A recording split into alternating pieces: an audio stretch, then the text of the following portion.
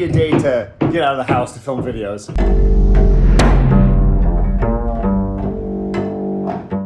We're renovating our place in San Francisco and are staying right now with friends who are also renovating. So I think the next few videos we're going to be shooting outside.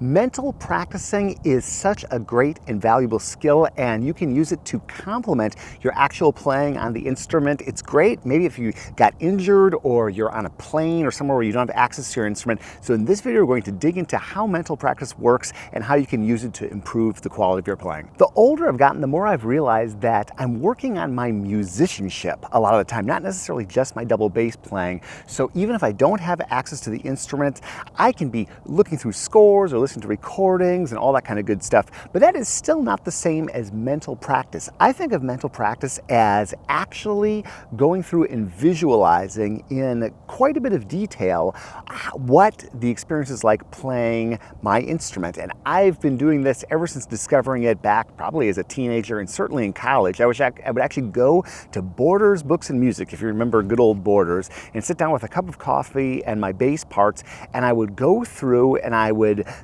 feel myself in the practice room, or even better, on the stage, and I would feel the left hand moving and I'd feel the right hand, and I would be amazed that I would be making mistakes in my mind just like I did on the instrument.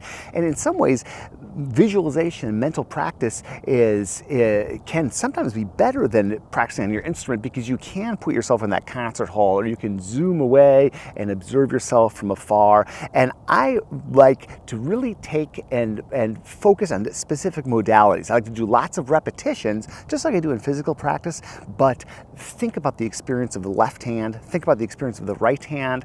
I will have like a blue beam go down my body and check for alignment, and I'll be doing all that while just sitting perfectly still.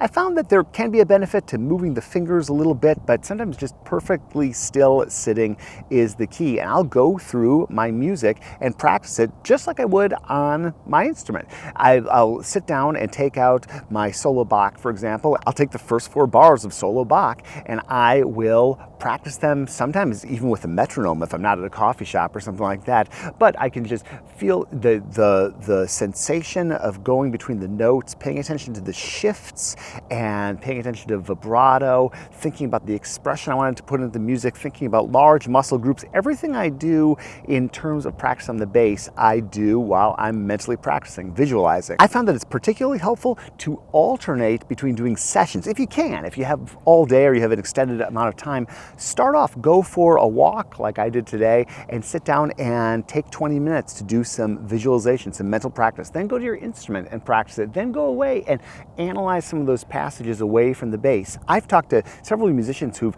found themselves injured and not being able to practice for some upcoming recital or audition or something like that. And through mental practice, they've been able to achieve very similar results to what they would have done if they'd been on their instrument. And there are so many bad habits we can develop on the instrument. It can be good to get away from the instrument and just approach it from a mental perspective. I also think that putting yourself in a different modality, like I am out here by the water, is a great frame change, state of mind change, and it'll cause you to maybe solve problems or think about problems in a way that you wouldn't have if you're just sitting in your living room or your practice room or wherever you practice your instrument. That state change can be really helpful for finding the keys and unlocking what's going on in your playing. And it's very similar to working out. You don't want to do just the same motions every single day. You want to mix it up and cross-train, and mental practice can be very much a cross-training aspect of your development. So I think of mental practice, visualization, whatever term you want to use, and physical practice as kind of one and the same. Just one is using the instrument you play or your voice or however you express yourself, and the other is in the mind, just programming and experiencing and reflecting. There is also, like I mentioned earlier, the working on your musicianship. musicianship. And I think that is all super important, and I group into that listening to recordings and sight singing and interval practice at the piano and going to concerts and that kind of thing. That does not replace the actual practicing, which can be on the instrument or visualization, mental practice, or even better, I think, combining the two. But it's all good for you, and just making sure that you have a healthy dose of that, as well as getting a chance to unplug and unwind, is super helpful. Thanks for watching, and we'll see you in the next one.